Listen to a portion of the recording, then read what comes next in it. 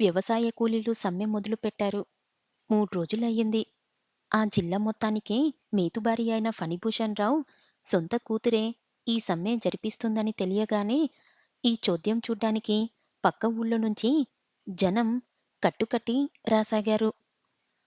ఒక అందమైన అమ్మాయి నాజూకుల నవలమణి సుకుమారల తను మధ్య ఈ సత్యాగ్రహాన్ని నిరాకరణోద్యమాన్ని సాగిస్తుందని తెలిసి సెలవుల్లో ఇళ్ళకొచ్చిన విద్యార్థులు సైకిళ్ల మీద, బస్సుల్లోనూ ఆ ఊరికి రాసాగారు.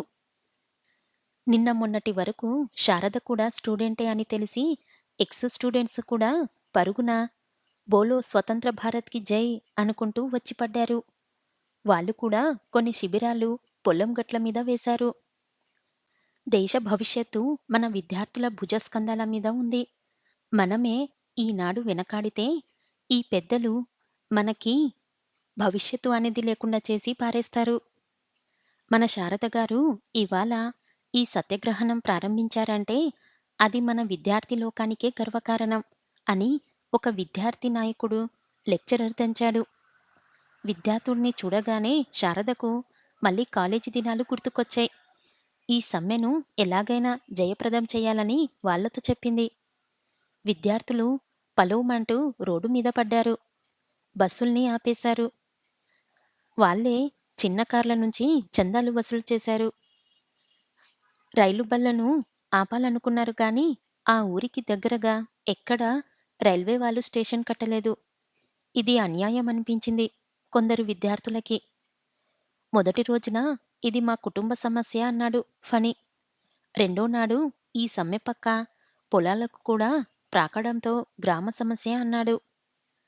కానీ మూడో నాడు విద్యార్థులు రంగంలోకి దూకడంతో అది రాష్ట్ర సమస్య అయిపోయింది. పత్రికలు సంపాదకీయాలు రాశాయి. చూడవే నీ కూతురు 15 ఏండ్ల నుంచి రాజకీయాల్లో మగ్గిపోతున్నాను. అది 10 దినాలే దీనిలోకి దూకి ఎంత పేరు సంపాదించేసిందో. నా పరువుని పొలంలోనే కాకుండా పత్రికల్లో కూడా ఎలా ఎక్కించేసిందో. చూడు దాని ఫోటో అని పత్రిక భార్య ముందు విసిరేశాడు. ఇక్కడిలా ఉండగా ఊళ్ళో కోలాగాలందరూ అంటే కోటీశ్వరులు, లక్షాధికారులు మరో చోట రహస్యంగా సమావేశం జరిపారు. ఈ సమ్మె జయప్రదమైతే మనకిక మిగిలేది చిప్ప, జోలి అని ఏడ్చారు. కోగాళ్ళు కూలీలకు రోజుకి 10 రూపాయలు కూలి ఇస్తే మేం నూటికొట్టుకుపోతామని కిందబడి శోకాలు పెట్టారు లాగాళ్ళు. సమ్మె 4గో నాటికి ఘోరాలుగా ధర్నాలుగా మారింది. ఇదంతా చూసిన గోపాలరత్నం శ్రీనివాసరావుకి మందలించాడు. ఏంట్రా ఇదంతా? చూస్తున్నావుగా అని శ్రీని సౌమ్యంగా సమాధానమిచ్చాడు. చూస్తున్నాన్లే. ఆ అమ్మాయి అలా ఊర్ల మీద పడి మొగరాయిల్లా సమ్మెలు చేస్తూ ఉంటే నువ్వు మందలించలేవు? ఎందుకు మందలించడం? పురుషులతో పాటు స్త్రీలకు కూడా సమాన హక్కులున్నాయని అక్క నిరూపిస్తుంది. నిరూపించని నాన్నా అంది రాధ. ఆవిడ నిరూపిస్తుందే కాని మన పరువు మర్యాదలు, పేరు ప్రతిష్టలు ఏం కాను అని అరిచాడు గోపాలరత్నం. మన పరువు మర్యాదలు నాలుగు గోడల మధ్యన నలిగిపోవడం ఇష్టం లేక అక్క పొలాల్లో పేరు ప్రతిష్టల్ని ప్రతిష్ఠిస్తుంది. దాంతో మనకి బావకి కూడా ఎంత పేరు? పేపర్‌లో అక్క ఫోటో కూడా పడింది అంది రాధ. ఫోటోలు చూసి మురిసిపోతున్నావేంట్రా? అన్నాడు శ్రీనితో గోపాలరత్నం. ఎందుకు మురవడు నాన్నా? భార్యకు పేరొస్తే తనకి కూడా పేరేగా? ఛీ! నువ్వింత అసమర్థుడనుకోలేదురా. వెళ్ళు. వెళ్ళి ఆ పిల్ల రెక్క పట్టుకొని ఇంటిలోకి లాక్కొచ్చి కాళ్ళు చేతులు కట్టిపడేయ్. శ్రీనివాసరావు నిట్టూర్పు విడిచి చిరునవ్వు నవ్వాడు. ఆ పని చెయ్యడానికి నాకు హక్కు లేదు మామయ్య. ఏం? ఎందుకు లేదు? నీ భార్యని అదుపులో పెట్టడం నీ బాధ్యత కాదంట్రా? నీకు తెలీదు మామయ్య. నన్ను క్షమించు అని శ్రీని చరచరా బయటకు వెళ్ళిపోయాడు. సమ్మె 5వ నాటికి మరీ ఉధృతం కావడంతో ఫణి కిందికి దిగొచ్చాడు. రౌండ్ టేబుల్ కాన్ఫరెన్స్ అన్నాడు. శారద, మంగ, గంగ, పార్వతి బయలుదేరారు. విద్యార్థి నాయకుడు కూడా వస్తానని పట్టుబట్టాడు. అతన్ని తీసుకుని వెళ్లారు. అధికార పక్షం నుంచి ఫణి, జానకమ్మ, బండరాముడు వచ్చారు.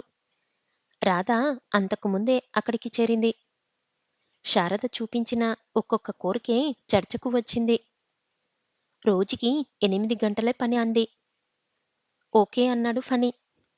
కూలీలను పర్మనెంట్ చెయ్యాలంది శారద. అది చెప్పలేనన్నాడు ఫణి. పోనీ చెయ్యండి. ప్రతి ఏడాది మనకి కోతలకి కూలీలు కావాలి కదా అంది జానకమ్మ. దాంట్లో ఉన్న చిక్కులు నీకేం తెలిసే? వాళ్ళని పనుల్లో నుంచి తొలగించలేం. బోనస్లు ఇవ్వాలి. ప్రావిడెంట్ ఫండ్ ఇవ్వాలి. ఎన్ని గొడవలు? ఈ విషయాలు శారదకు గాని కూలీలకు గాని తెలీదు. అలా అనడంతో అవి కూడా కావాలని పట్టుపట్టింది. అరిచి చచ్చినా ఇవ్వను. మాట మాత్రంగా కూలీలను పర్మనెంట్ చేస్తాను కావాలంటే అన్నాడు ఫణి. కాసేపు వాదప్రతివాదాలు. చివరికి శారద సరే అంది. రోజు కూలీ 10 రూపాయలు అంది మంగ. 2 బాణాలా అన్నాడు ఫణి. పోనీ 9 అంది శారద. 2 రూపాయల 30 పైసలు అన్నాడు ఫణి. 8 అంది శారద.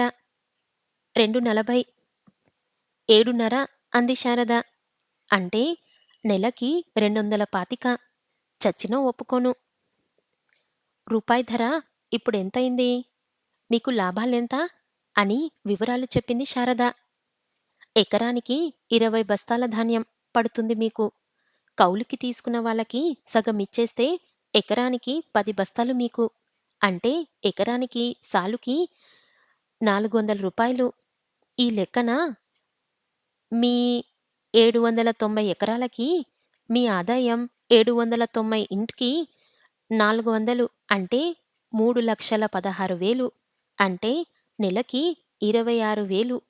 ఇంత రాబడి ఉన్న మీరు వీళ్ళకి నెలకి 200 ఇవ్వడానికి ఏడిపిస్తారా అంది శారద. ఇంత చకచకా లెక్కలు చెప్పిన శారదను చూసి రాధ చకితురాలైంది. నువ్వు హిస్టరీ చదివావు కదా. లెక్కలు ఇంత గబగబా ఎలా చెప్పగలిగావక్క అంది. బట్టి పట్టుకొచ్చింది. నువ్వు మధ్యలో మాట్లాడకు అని వారించాడు ఫణి. శారద వైపు తిరిగి అయితే నా వాదన వినండి. మనిషికి 200 చొప్పున 200 కూలీలకు నెలకి 200 యూనిటు 200 అంటే 40,000 ఇవ్వాలి. నా ఆదాయం నెలకి 26,000 మీకు నేను 40,000 ఇవ్వాలి. అంటే నెలకి నేను 14,000 నష్టపోతున్నానన్నమాట. ఇది న్యాయమా అన్నాడు ఫణి. అంటే నష్టం మీద జమీందార్లు భూమిల్ని సేద్యం చేసుకుంటున్నారా అంది రాధ. మరి ఏడాదికిన్ని కొత్త పొలాల్ని ఎలా కొంటున్నారు బాబాయ్? శారద ఉక్రోషంగా అంది. ఇదేం వాదన? మీరు సంవత్సరం పొడుగునా వీళ్ళకి జీతాలివ్వరు. ఊడుపులు, కోతలు, కుప్పనూర్పిడి మొత్తం ఏడాదిలో ఒకటో రెండు నెలలుగా వీళ్ళకి జీతాలిచ్చేది. అంటే 40,000 ఏడాదికి మీ ఖర్చు. 3,16,000 మీ సంవత్సర ఆదాయంతో 40,000 పోగా మీకు ఏడాదికి నికారంగా మిగిలేది 2,76,000. ఇప్పుడు చెప్పండి, మీకు నష్టమా లాభమా? ఈ ధమాషాను ఈ 10 ఏండ్లలో మీరు దాదాపు 27 లక్షలు ఆర్జించి ఉండాలి. వీళ్ళ కష్టాన్ని కరెన్సీగా మార్చి వీళ్ళ బ్రతుకుల్ని మీ ఇనప్పెట్టెల్లో పెట్టుకున్నారు అంది శారద. ఫణి తలగోక్కున్నాడు. వాదించు బాబాయ్. అక్కడ ప్రతిపక్షం గెలిచేటట్టు ఉంది అంది ఎగదోస్తూ. ఫణికి చటక్కున ఓ ఆలోచన వచ్చింది. అవును, నేను డబ్బు గడిస్తున్నాను. నా తదంతరం నా ఆస్తంతా నీది కదా. నీకోసమే కదా ఈ డబ్బుని గడిస్తున్నాను.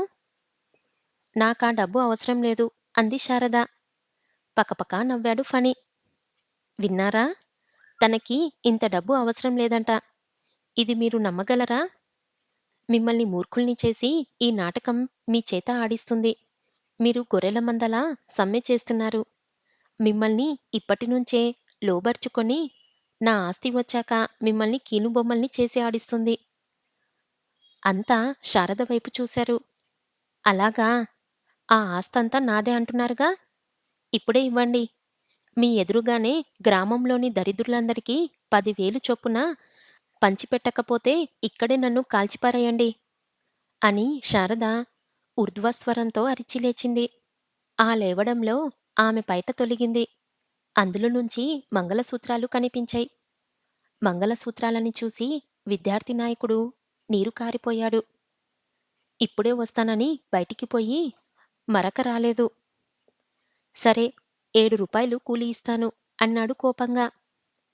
గట్టిగా మాట్లాడితే ఈ పిచ్చిది నిజంగా తన ఆస్తి అంతటినీ నిజంగానే పంచి ఇచ్చేస్తుందని. అంతా జయజయధ్వానాలు చేశారు.